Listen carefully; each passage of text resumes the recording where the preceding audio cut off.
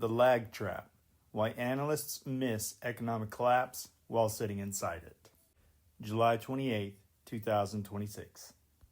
In modern geopolitical analysis, nothing is more dangerous than monitoring lagging peacetime metrics during an active structural collapse. When commentators compile dashboards looking for traditional warning signs, watching to see if official unemployment ticks up or if inflation goes nuts, or if currency conversion completely halts, they are falling into a classic analytical trap. They are waiting for a weather report to announce a hurricane while standing waist-deep in storm surge. So today, let's talk about why looking for a future economic collapse in Iran completely misunderstands how a wartime political economy actually works, and why the regime's financial and industrial infrastructure hasn't just hit the threshold of terminal breakdown, it already crossed it. The peacetime dashboard versus the modern war ledger.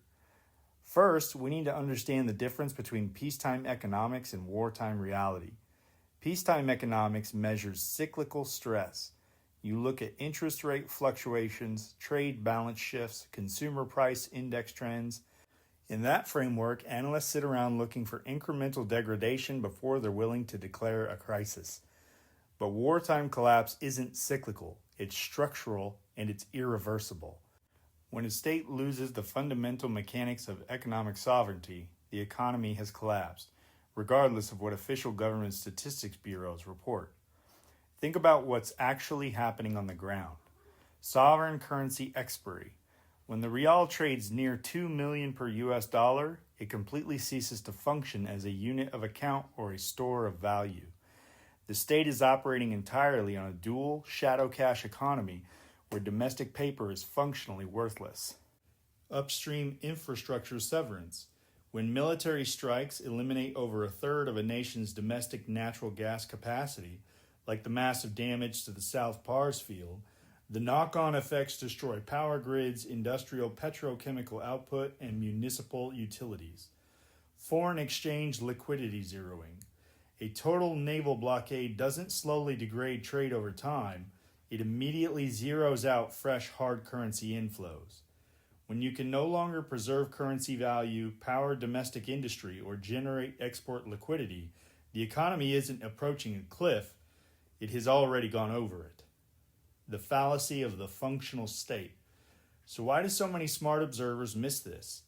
Because they confuse state survival with economic viability. An authoritarian regime can maintain security forces, run state television, and enforce curfews long after its economy has structurally disintegrated. It does this by transitioning from a national economy to an extractive rationing command. First, it seizes remaining foreign exchange. It strips foreign accounts and gold reserves just to keep the military apparatus fed. Second, it enforces price controls and rationing. It substitutes market distribution with state-run bread, fuel, and medical allocations. And third, it drafts local capital. It defaults on internal debts and expropriates private commercial assets to fund emergency operations.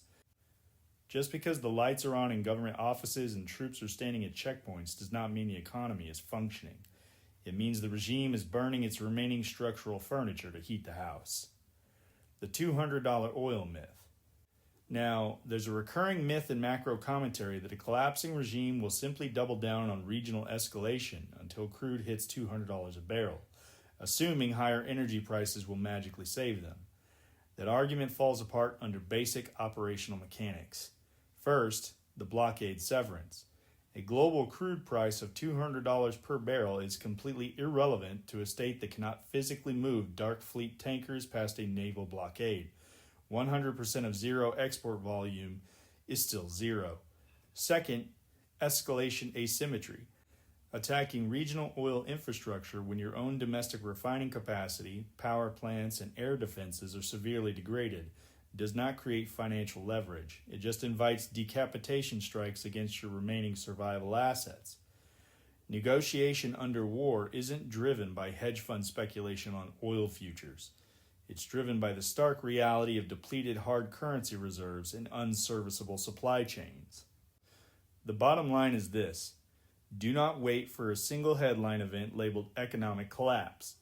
When senior negotiators are explicitly prioritizing immediate access to physical cash and liquidity frameworks in back-channel talks, it isn't because they fear a crisis 6 months down the road. It is because the internal financial and industrial ledger has already hit zero.